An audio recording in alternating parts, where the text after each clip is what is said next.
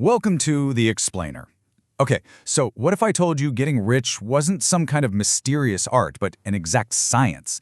Like with a formula as reliable and predictable as algebra. Well, that was the incredible promise of a book from way back in 1910 that secretly became the blueprint for a ton of modern wealth creation ideas, The Science of Getting Rich by Wallace D. Wattles. And this quote right here, this is the book's huge, audacious claim. Look, Wattles wasn't talking about luck, or talent, or being in the right place at the right time. He was arguing that wealth follows precise, predictable laws. If you learn them and you follow them, he claimed you will get rich with, and I'm quoting here, mathematical certainty.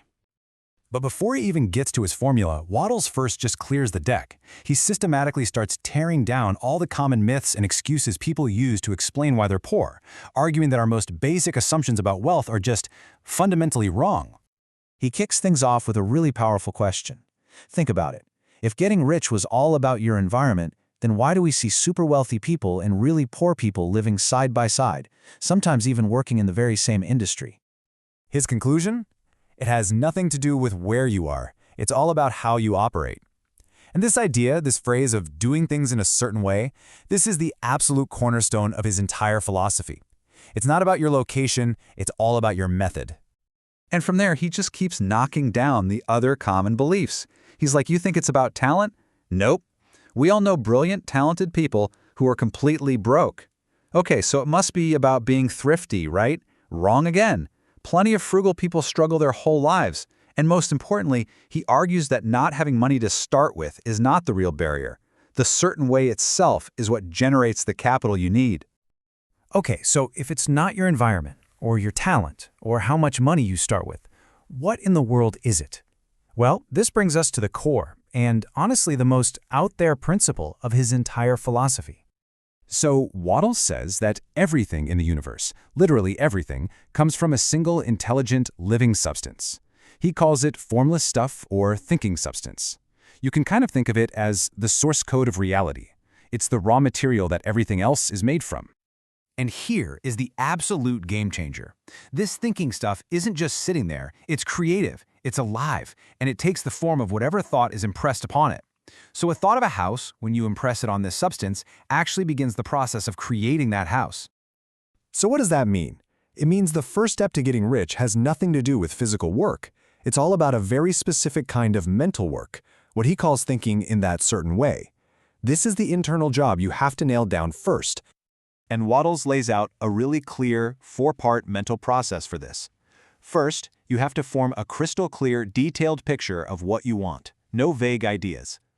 Second, you have to hold on to that vision with a powerful, fixed purpose.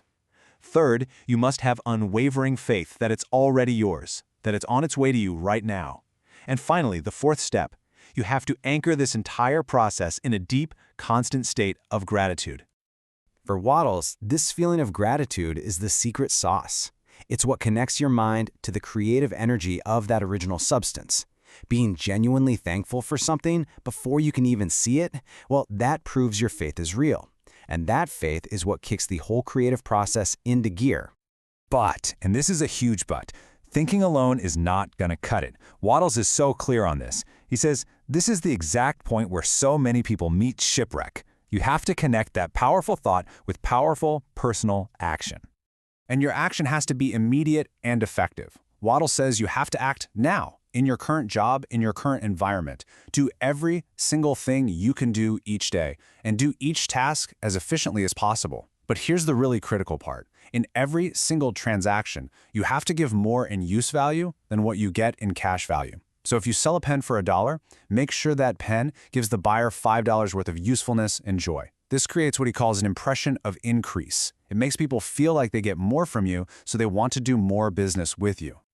So here's the bottom line on action. You have to more than fill your current role. The goal isn't just about pleasing your boss. It's about using your current position as the engine for your own advancement. You literally grow out of your job by being too big for it. And all of this, the thinking, the acting, it points to this massive, fundamental shift in your mindset that this science demands.